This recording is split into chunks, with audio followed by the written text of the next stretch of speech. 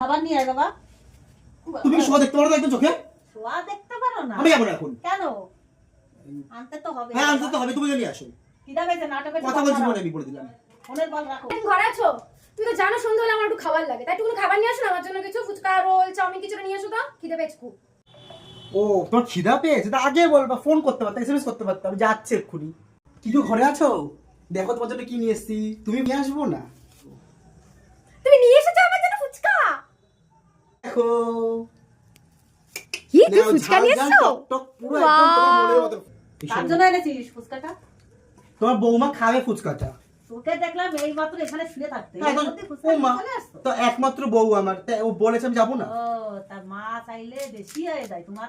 তুমি কি চাইছো? তুমি খাবার নিয়ে আয় কিছু। খানকির ছেলে তুমি কি করো ফুচকাটা? বেশ কিন্তু টাকা লাগা না? না, একটা তো দাম বলতে তোমার। আমারটাই তো বেশি হয়ে যায়। তা তোর বোন ভুগার মধ্যে ভয়। তো পারবো তো। আর খানকির ছেলে